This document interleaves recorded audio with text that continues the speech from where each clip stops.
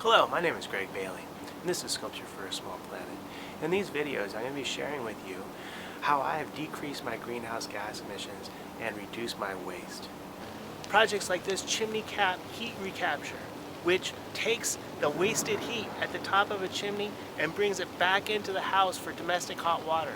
And like these biodigesters, which are designed to take household waste such as compost and food scraps, as well as lawn clippings and leaves, and transform it into usable methane gas. And like this rain collecting water cistern. And a domestic hot water dual system that will work from solar and a chimney cap heat reclaimer. 80 gallons at 109 degrees on a rainy day from renewable energy, not too shabby. As well as some fun projects like how to heat your pool and hot tub with wood. As well as many other sculptures for a small planet. I'm going to show you step by step how you can make these projects for yourself. What works and what doesn't work. That way you can live comfortably and decrease your greenhouse gases as well.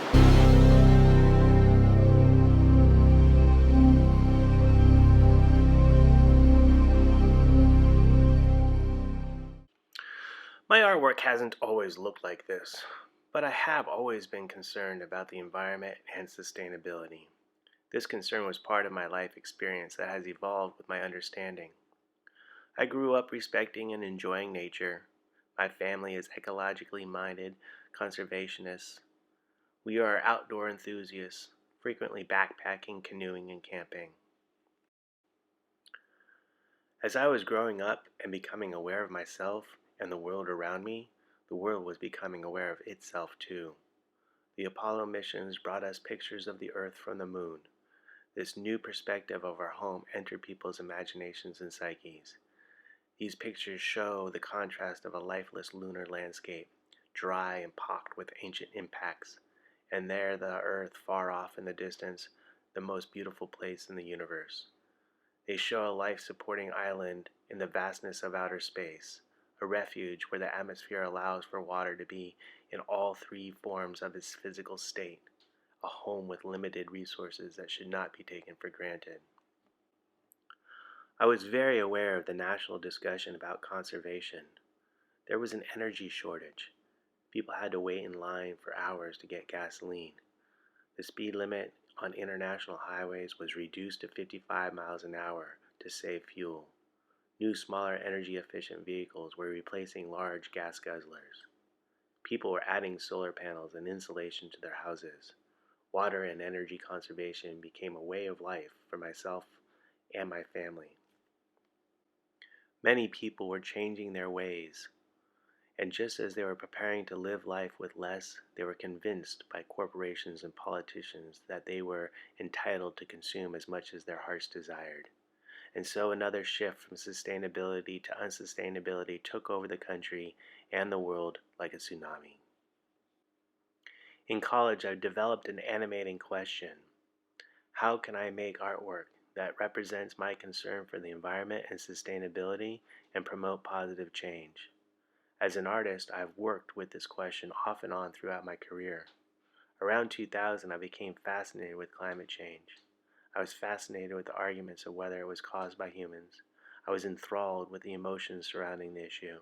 I was consumed with how it might change the planet, and I was amazed with how it's happening faster than the scientists predicted.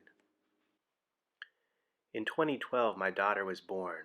With parenthood, there comes enormous responsibility.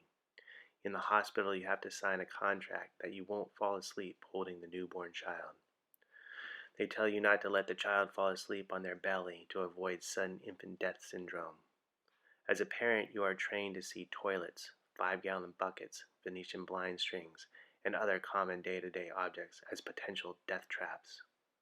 You are obligated to learn the laws about how to transport your child in a car. It was when I was buckling my daughter into her car seat that I realized that I could protect her in the short term, but at the same time, my way of life, my addiction to fossil fuels, was undermining her future security. At face value, you could say I was successful in answering my animating question. How can I make artwork that represents my concern for the environment and sustainability and promote positive change?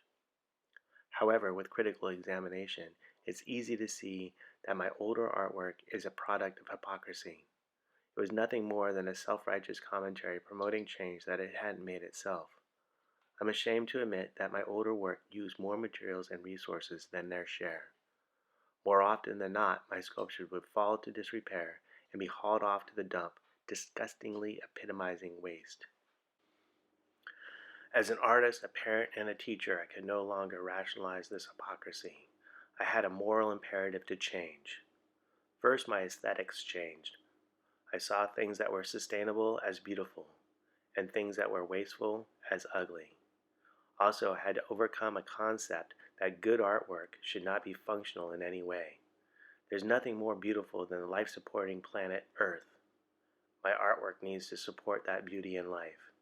Now I design my work to reduce waste and replenish the energy that it took to make it. Another event that has shaped my artwork is the October 2018 International Panel on Climate Change report. Never before have scientists emphasized the urgency to act now. This is an all-hands-on-deck crisis. Unfortunately, global greenhouse gas emissions continue to increase. It's twice as likely to break a high temperature record than a low temperature record. The leaders that can promote real change either don't understand or don't care about how bad catastrophic runaway climate change can be. The effects of climate change will inflame all issues of inequality. In most cases, people with less power and wealth are the first to pay with their lives the debt that has been accumulated by the rich and powerful burning fossil fuels. It is beyond shameful that the youth are not inheriting a better world than those that came before them. Unchecked climate change will unleash untold suffering on all life and ultimately end most of it. It is incumbent on all leaders, from nations to households, to do everything that they can to mitigate the negative effects of climate change. In the past, I wanted my artwork to be original. I wanted it to contribute to the discourse of what art is. Now I'm not concerned with originality, or even what art is, but how it works.